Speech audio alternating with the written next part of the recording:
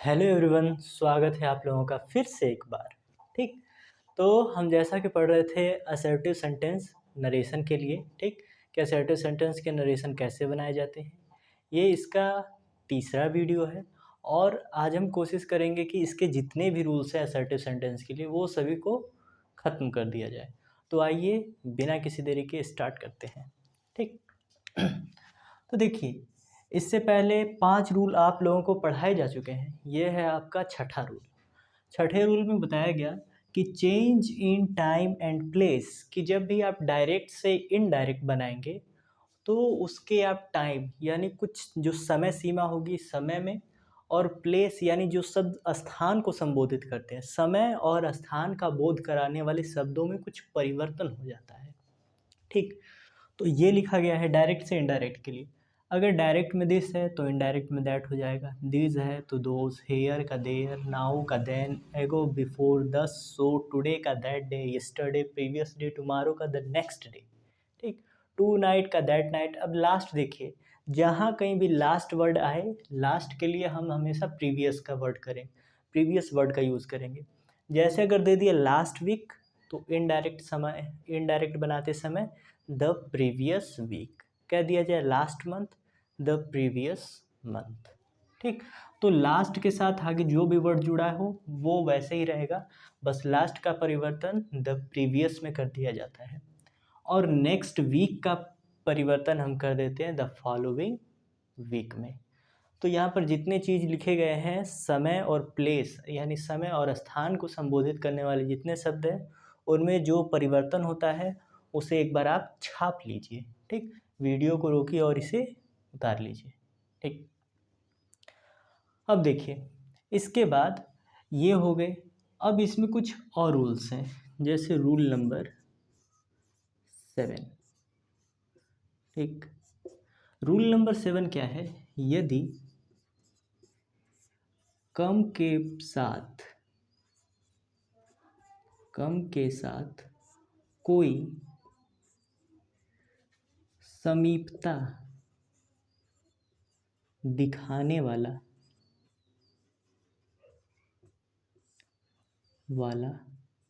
खाला नहीं जी, वाला शब्द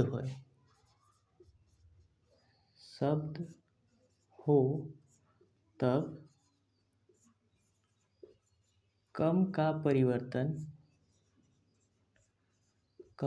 परिवर्तन गो में नहीं होता, गो में नहीं होता। ठीक महोदय। ठीक। अब देखिए आगे, ये तो आपको ये बताया गया कि टाइम और प्लेस को इंडिकेट करने वाले जितने सारे वर्ड्स होंगे उनका चेंज किस प्रकार से किया जाएगा।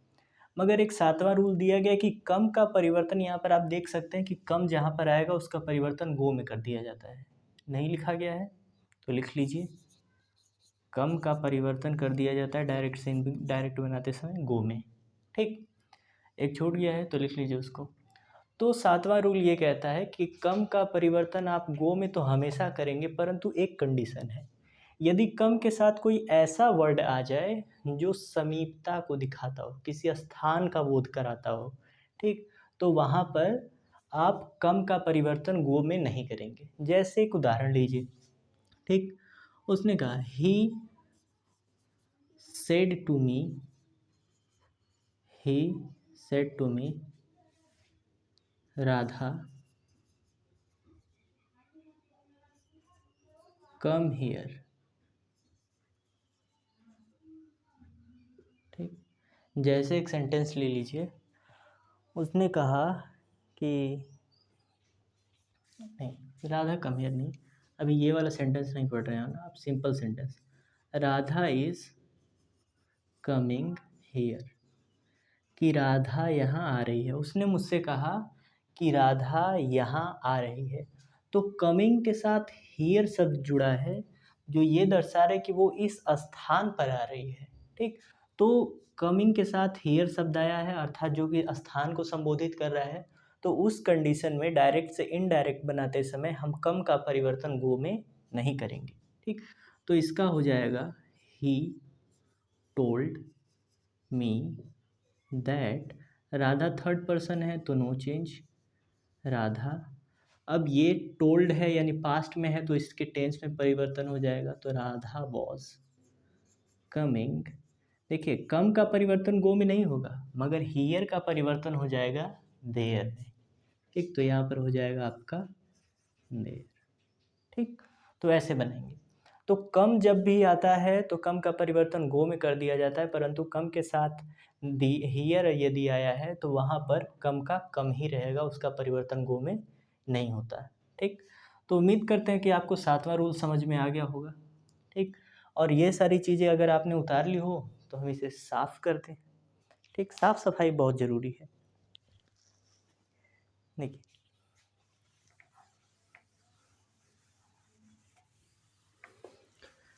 हाँ ला ला ला ला। रूल नंबर 8, रूल नंबर 8 देखिए, रूल नंबर 8 क्या कहता है। रूल नंबर 8 में कहा गया है, ए भाई साहब कितनी गर्मी है, कि दिस, नाउ तथा हियर, ये 3 वर्ड ले लीजिए। This, now and here. यदि ये शब्द, यदि ये शब्द ठीक बात करते समय, बात करते समय समय व्यक्ति के सामने हो, सामने हो, तब इनमें कोई परिवर्तन नहीं होता, कोई परिवर्तन नहीं होता है। ठीक, देखिए अगला रूल क्या कहा गया है। अगला रूल कहा गया है कि कुछ वर्ड्स है जैसे दिस हो गया, नाउ हो गया, हियर हो गया। ठीक, इनका परिवर्तन जैसे आपने कहा दिस का दैट में हो जाता है, नाउ का देन में, और हेयर का देयर में परिवर्तन कर दिया जाता है डायरेक्ट से इनडायरेक्ट बनाते समय। परंतु इसमें कुछ कंडीशंस हैं, कुछ समय ऐसा होता है, कभी कभी ऐसी कंडीशंस आती है कि आपको इनका चेंज नहीं करना होता है। वो कंडीशन कब है, जब आप कोई व्यक्ति बात कर रहा हो और इन शब्दों का प्रयोग करे और वो चीज़ उनके सामने हो। जैसे अगर मैं कह दूँ दिस इज़ माई कार, कि यह मेरी कार है, दिस इज़ माई बुक, यह मेरी किताब है, तो जब वो मेरे आँखों के सामने है तभी मैंने कहा कि यह मेरी किताब है। अगर मैं कहता दैट वॉज माई बुक, वो मेरी किताब थी, तो इसका मतलब इस समय वो मेरे आँखों के सामने नहीं है। तो जब कभी भी व्यक्ति किसी चीज़ के बारे में बात कर रहा हो, दिस, नाउ और हियर का परिवर्तन नहीं किया जाता जब बात करते समय वो कोई वस्तु उस व्यक्ति के आँखों के सामने हो। जैसे as example, teacher said to me this is my home, यानी अध्यापक ने मुझसे कहा कि यह मेरा घर है। ठीक, तो देखिए टीचर सेड टू का परिवर्तन हो जाएगा टोल्ड में, मी का मी कंजक्शन लगा देंगे दैट। अब दिस का परिवर्तन आप दैट में करते, परंतु कहा गया है यदि बात करते समय कोई वस्तु कोई चीज़ आपके आंखों के सामने है तो उस स्थिति में आप दिस का परिवर्तन दैट में बिल्कुल नहीं करेंगे। ठीक, तो यहाँ का दिस हो जाएगा। ये टेंस सेड टू पास्ट में है इसलिए इसमें परिवर्तन हो जाएगा, वॉज लगेगा। माई होता है फर्स्ट पर्सन, चेंज होगा सब्जेक्ट के अनुसार, तो हिज होम। ठीक, ऐसे समझ में आया कि दिस, नाउ और हेयर का परिवर्तन आप कर देंगे जैसा कि आपको पहले बताया गया था, दिस का दैट में, नाउ का देन में, हेयर का देयर में। परंतु कभी ऐसा वाक्य दिया जाए कि इन सब चीज़ों का व्यक्ति प्रयोग कर रहा हो, इन सारे वर्ड्स का, और वो चीज़ें जस्ट उसकी आंखों के सामने हो, तो उस कंडीशन में आपको इनका परिवर्तन, इनमें कोई परिवर्तन, ओहो भाई साहब इतनी बड़ी गलती, नहीं होता है, होता है नहीं, नहीं होता है। ठीक, तो ये हो गया आपका 8वां रूल। ठीक, कहने को 8 रूल है, बाकी तो है आसानी। ठीक, अब केवल 2 रूल्स और बचते हैं जिन्हें देखने के बाद आपका असर्टिव सेंटेंस के जितने रूल हैं वो पूरी तरह से समाप्त हो जाएंगे। तो आइए बिना किसी देरी के उसे भी समाप्त कर लेते हैं। ठीक, कहाँ गया, देखिए अब आगे देखते हैं रूल नंबर 9। रूल नंबर 9 कहा गया है कि यदि रिपोर्टेड स्पीच, यदि रिपोर्टेड स्पीच का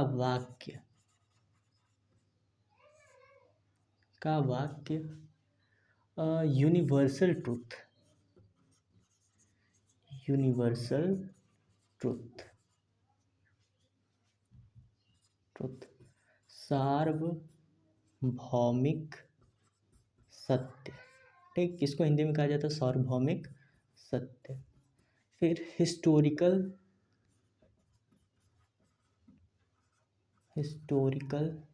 इवेंट्स, यानी ऐतिहासिक घटनाएं,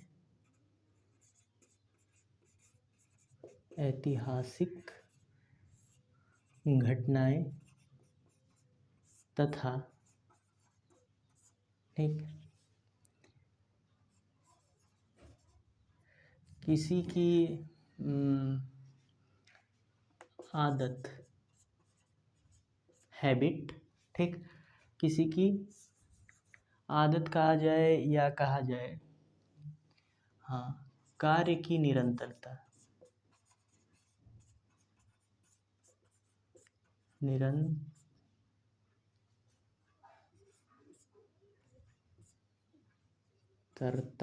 निरंतरता, ठीक, यानी कि पास्ट डूइंग एक्ट्स, कि कोई ऐसी चीज़ हो जो व्यक्ति पहले अपने भूतकाल में वो घटनाएं करता हो, जैसे मेरे दादाजी समाचार पत्र पढ़ा करते थे।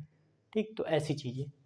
ठीक, तो ऐसा हो गया कि यदि आपका जो रिपोर्टेड स्पीच का पार्ट है, अर्थात इन्वर्टेड कामा के अंदर का जो भाग है, यदि उसमें यूनिवर्सल ट्रूथ की बात दी गई हो या हिस्टोरिकल फैक्ट कोई इतिहास की घटना का वर्णन किया गया हो या कार्य की निरंतरता कोई पास्ट की हैबिट के बारे में बताया गया हो, तो तब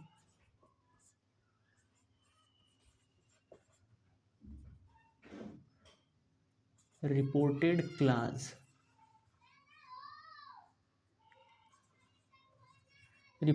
क्लास यानी कामा के पहले का वाक्य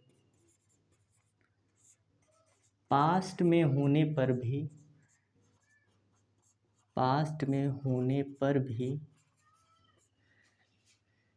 रिपोर्टेड स्पीच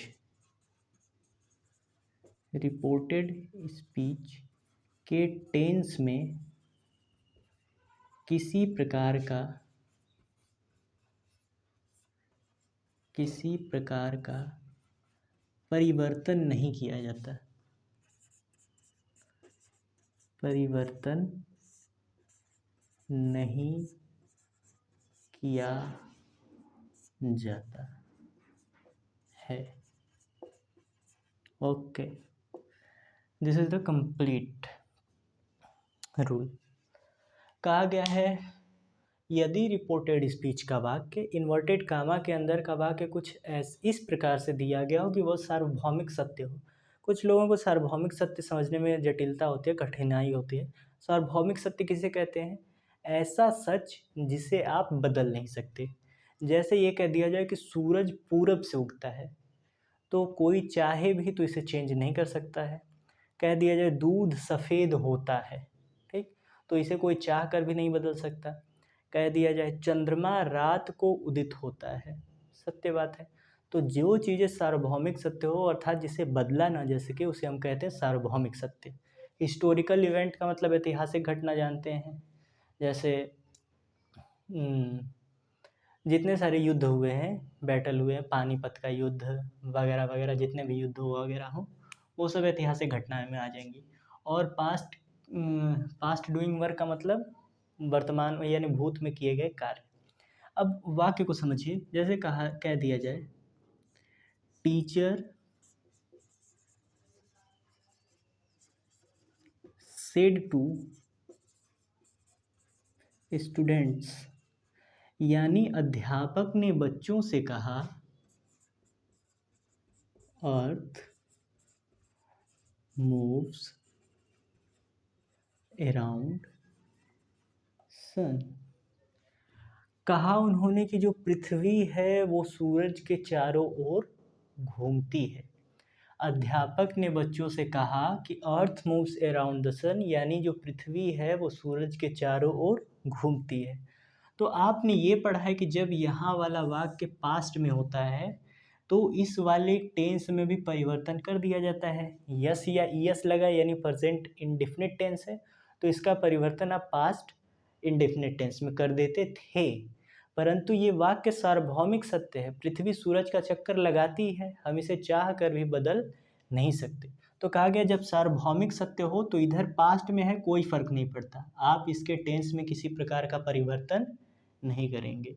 देखिए हो जाएगा टीचर टोल्ड स्टूडेंट्स, ठीक, कॉमा हटाएंगे तो दैट लगा देंगे, अर्थ का अर्थ मूव्स यानी जिस टेंस में है वो उसी टेंस में रहेगा, अराउंड सन, पूरा का पूरा वाक्य, काम खत्म।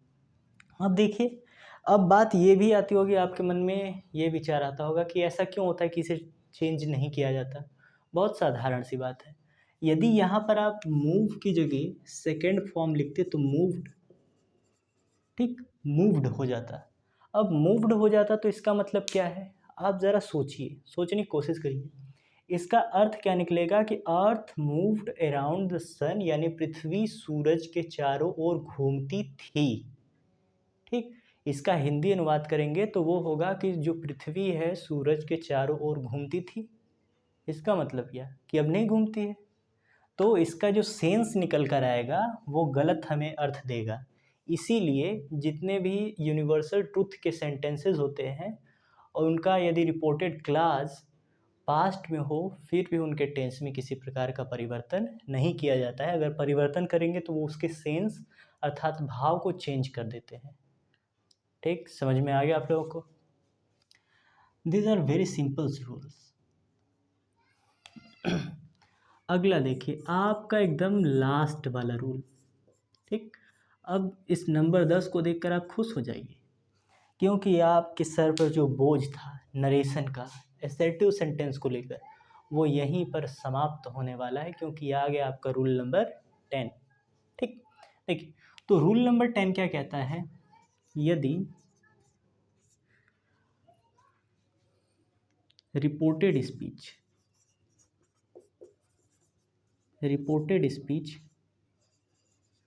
में दो कार्य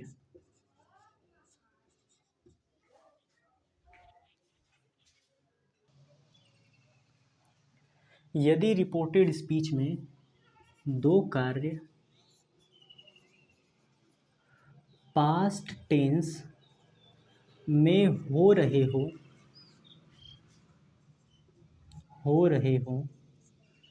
तब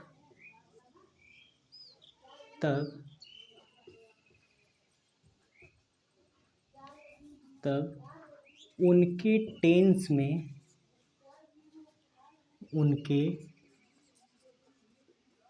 टेंस में किसी प्रकार का परिवर्तन या कोई परिवर्तन नहीं होता, कोई परिवर्तन नहीं होता। और लास्ट में है, कह दिया जाए कि यदि आपको ऐसा सेंटेंस दिया गया है जिसमें रिपोर्टेड स्पीच के दो सेंटेंस दिए गए हैं और दो कार्य पास्ट में ही हो रहे हों, तब उस स्थिति में आपका रिपोर्टेड क्लास चाहे जिस टेंस में हो, प्रेजेंट में हो, पास्ट में हो, फ्यूचर में हो, अंदर वाले टेंस में किसी प्रकार का परिवर्तन नहीं करेंगे। जैसे एक उदाहरण लीजिए और समझिए, Reena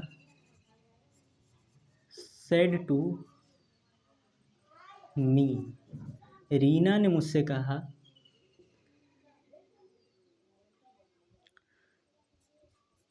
it was started raining, it was started rain when I came out।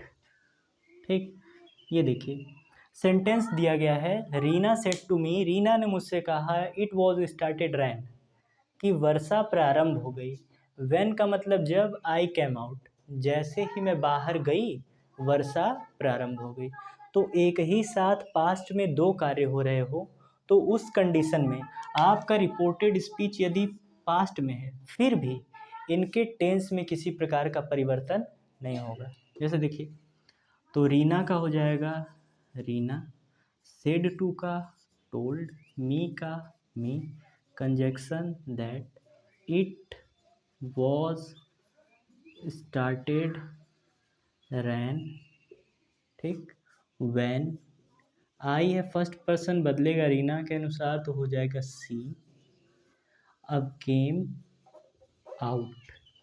ठीक, देखिए यहाँ पर केम आउट है यानी ये पास्ट इंडिफिनिट टेंस का वाक्य है और आप जानते हैं कि पास्ट इंडिफिनिट का जब डायरेक्ट से इनडायरेक्ट बनाया जाता है तो पास्ट परफेक्ट में चला जाता है, परंतु हमने इसे पास्ट परफेक्ट में चेंज नहीं किया क्योंकि पास्ट में एक ही साथ दो कार्य हो रहे हैं।